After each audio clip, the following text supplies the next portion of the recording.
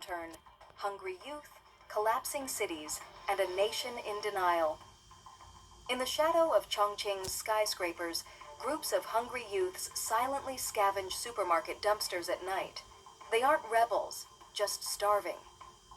One undercover journalist from Hong Kong described the scene bluntly. "The poverty here is worse than anything I saw in rural Cambodia." Far away in Hubei, another storm brews. Half-built towers stand abandoned, echoing with the voices of unpaid workers demanding justice. In July alone, dozens of protests erupted, not reported in newspapers, but captured on phones. 5 months with no wages. Our boss disappeared, said one man. Another shouted, "We built your future. Why are we left with nothing?" The government labels it minor labor friction. The internet shows a crisis boiling over. But it's not just jobless workers. Across major cities, the unseen poor are now in plain sight. In Wuhan, every dawn begins with quiet orders. Remove the homeless from train stations. "We aren't allowed to help, just push them out of sight," said a staff member. Meanwhile, social media is flooded with heartbreaking posts. "We'll do any work for food." A 54-year-old man from Shandong wrote, "No meat in 20 days. I'll clean your toilet for 10 yuan." Even for those with homes, life is unraveling. In inner-city Zhengzhou and Xi'an, entire families, grandparents, parents, and children, are crammed into tiny flats with no water or electricity. Survival hacks flood online forums. How to cook weeds, how to stretch one bowl of rice for 3 meals. The job market? It's collapsing.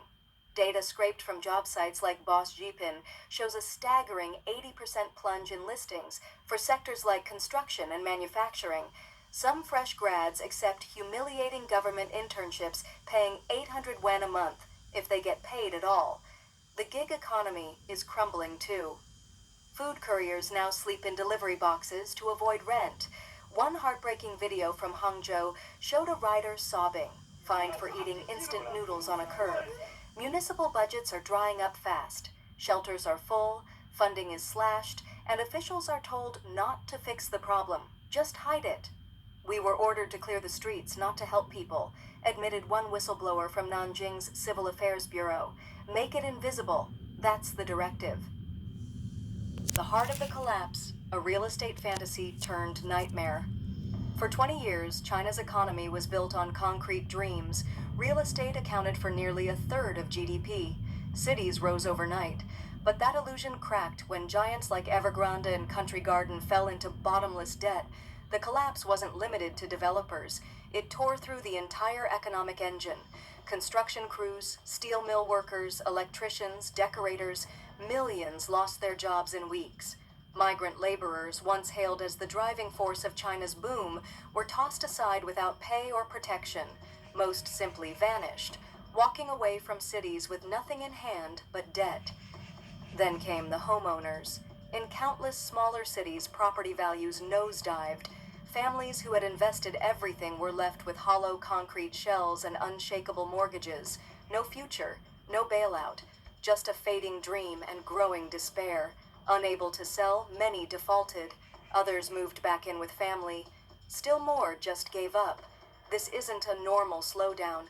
It's a silent implosion, an unraveling of promises, a collapse that isn't televised, but is written in every empty apartment, every jobless graduate, and every man begging to scrub toilets for a few coins.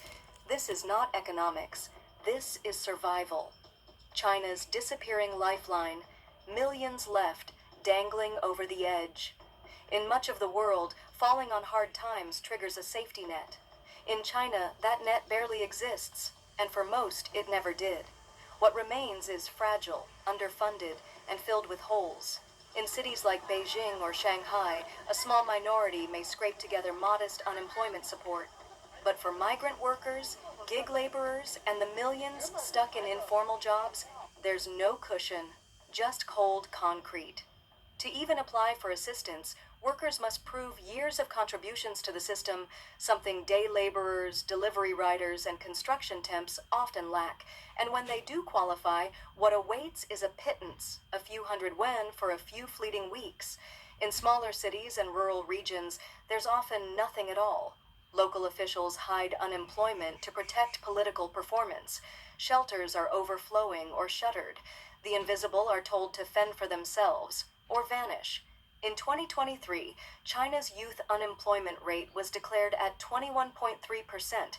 Then the government stopped reporting the data altogether. On the ground, the truth is even bleaker.